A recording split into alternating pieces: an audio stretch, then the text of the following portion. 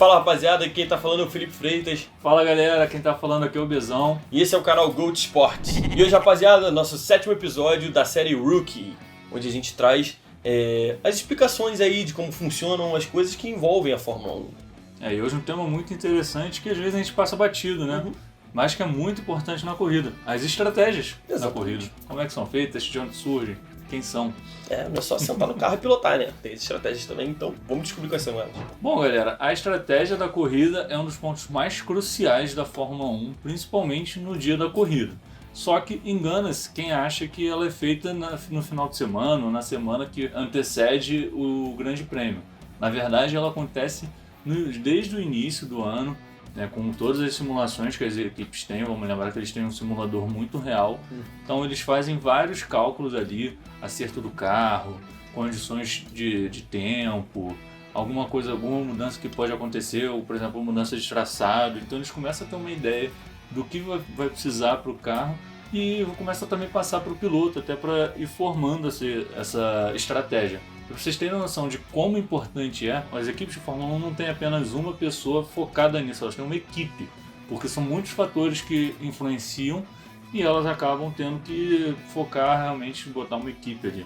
Exatamente, assim como a gente também tem uma equipe que faz toda essa curadoria pra gente trazer pra vocês, né? É uma equipe, dá pra falar que é de Fórmula 1, né, Bezão? Diversos especialistas, né? Mas cara, um esporte onde, um segundo, um milésimo é muito importante, cara. A parte das estratégias, ela acaba de ser, depois do piloto, é a parte mais importante, né, cara? Essa equipe, essa parte da equipe é realmente a mais importante. Bom, o estrategista principal, o chefe, ele fica responsável por todas as decisões no final de semana de corrida. Então, quais compostos vão ser usados no treino, quais compostos vão ser usados na classificação, como vai ser feita a corrida, se vai ser uma parada, 2 paradas. Ele fica responsável por tudo isso. Então, só para vocês terem uma ideia de como vai mudando, existem pistas que têm suas peculiaridades. Então, por exemplo, Barcelona é uma pista que é muito difícil de ultrapassar. Então, geralmente, as estratégias são tomadas de acordo com a posição do carro no grid. Tá? Então, isso influencia nessas decisões. No Canadá, que é uma pista, é um local que muda muito o clima, são feitas várias estratégias então para ter essa dinâmica, né? E no Brasil, na corrida de 2021, a gente teve o brasileiro Leonardo, estrategista da Mercedes, que foi muito importante para a vitória do Hamilton. E eu vou ler as palavras deles agora só para vocês entenderem como é que é o trabalho de um estrategista. Um papel que acho que a gente ajudou o piloto em particular foi dar uma ideia visual de quão perto do carro da frente ele tem que estar para saber que é hora de usar tudo que ele tem para fazer a ultrapassagem na próxima curva. A gente faz várias análises para o piloto e cada circuito tem sua peculiaridade. No Brasil, um dos pontos era esse, não gastar chance na hora errada. E esse é o trabalho que a gente faz para ele. Então assim, esse é o grande trabalho de um estrategista. E como eu disse, é uma equipe, tá?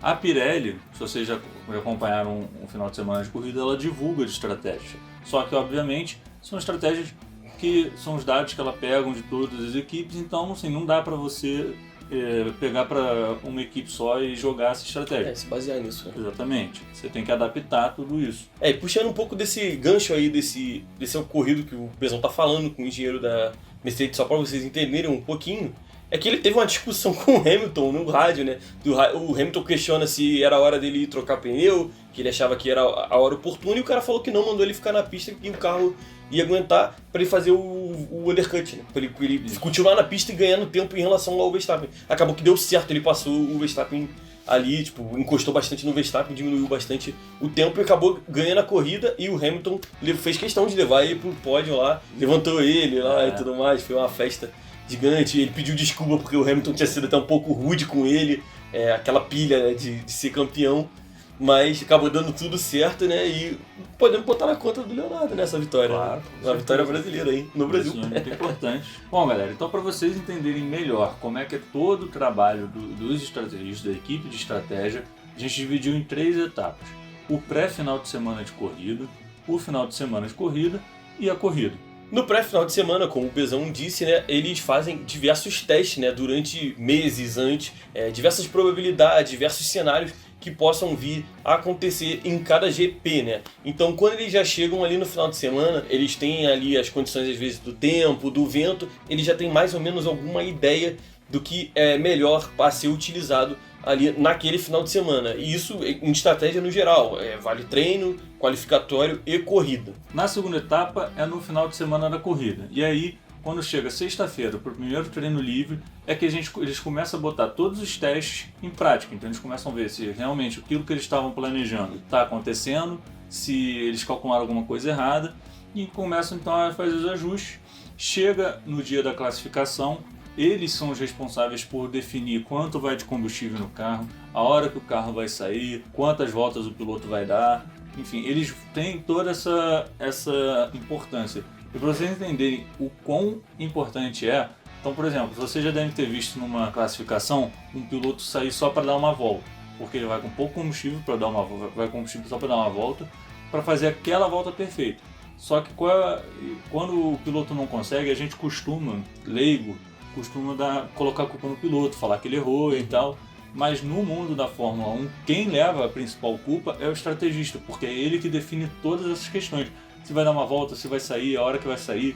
Então isso tudo é muito importante para a função deles. Bom, chegando na corrida ali é o ápice, né, do trabalho do estrategista, né? É onde ele tem que tomar as grandes decisões, onde ele pega tudo aquilo que foi posto em prática, tudo que saiu da teoria foi para a prática e bota para jogo, né? Como o Bezão disse, né, ele é responsável, ele acaba sendo o maior responsável pelos aqueles erros que acontecem ali no GP, então ele tem que ser hábil o suficiente para tomar ali as decisões, às vezes em frações de segundos, né? Porque, como todo mundo sabe, a corrida muda, sim, de uma hora para outra, o que torna esse final de semana extremamente agitado para eles. Bom, Felipe, a gente chegou ao fim desse vídeo, mas tem uma pergunta. Não tem fim, né? Não tem. Por quê?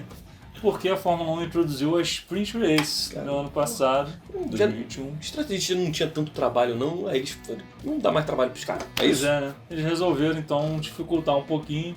Eu te pergunto, como é que funcionam as estratégias com a Sprint Race? Boa pergunta, né? Continua, muda, o que você acha? Cara, a sorte deles é que eles têm dois especialistas pra falar disso. Exatamente. Brincadeiras à parte, galera, não chegou a nada no final do vídeo. Agora a gente vai explicar para vocês como é que as Sprint Race mudaram todo esse cenário, adicionaram justamente mais dificuldade no trabalho desse pessoal, porque elas trouxeram toda uma nova dinâmica para a Fórmula 1. E esse ano são mais corridas do que ano passado, tá? Então vamos ficar de olho. Claro. A primeira mudança é em relação à quantidade de pneus que a Pirelli vai disponibilizar para cada equipe, né? No final de semana normal são 13. Nesse caso, na Sprint Race, quando tem Sprint Race, passa para 12, né? São 6 pneus macios, 4 pneus médios e 2 pneus duros. E logo no treino livre, no primeiro treino livre, é que já começa a ter essa mudança na questão da estratégia. As equipes elas têm que usar 2 compostos de qualquer pneu e entregar um desses compostos para a Pirelli. No qualificatório, né, de sexta, no caso qualificatório da Sprint Race, ele vai usar o pneu macio, né? Então, o que diminui o estoque deles de pneus macios, né, que vai cair para 5, né?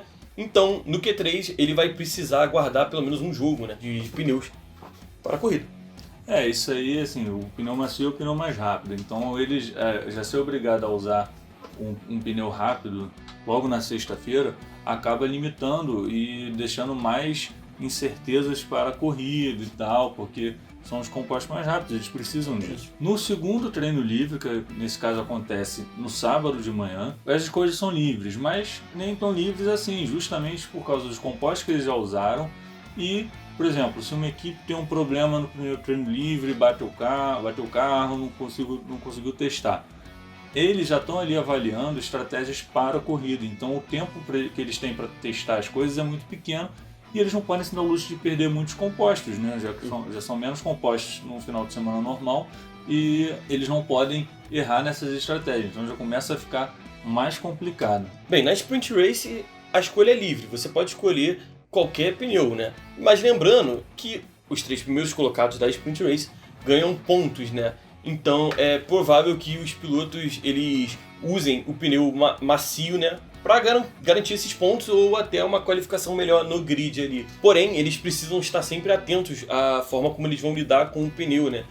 Como eles vão preservar o pneu ao máximo também para não comprometer a corrida no domingo, né? Bem, o sexto item das estratégias é que as equipes vão ser obrigadas a devolver o pneu que fez mais voltas, né? Os compostos que fizeram mais voltas durante os testes. Bom, na corrida, os pilotos já são livres para escolher os compostos que eles vão usar depois de todos esses testes e tudo, mas vamos lembrar que a Fórmula 1 tem uma regra de que você tem que usar 2 compostos na corrida. Então, isso obriga ao menos você ter uma parada e aí vai variando de acordo com a pista que você está, como está seu consumo do pneu e etc.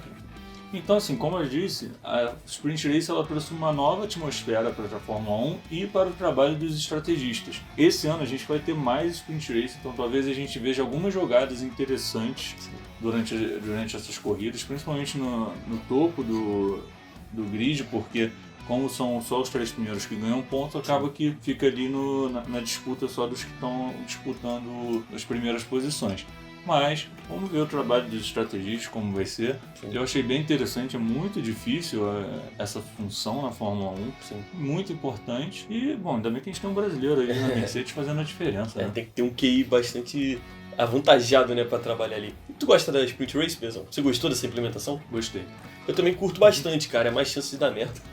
Eu acho que dá uma movimentada. Acho que eles têm que fazer alguns ajustes, porque realmente mudou muito o final de semana de corrida para as equipes, então eles não podem, apesar da gente gostar da disputa, eles não podem atrapalhar o espetáculo. Sim, claro. Mas acho que dando uma implementada, dando uma melhorada, vai ficar melhor ainda. Tivemos boas Sprint Race nesse ano, né? Pô, aquela do Brasil, então, que maravilha. Mas é isso, galera. Não se esquece de se inscrever, dar like, ativar o sino e compartilhar esse vídeo. Valeu? Valeu! Um abraço!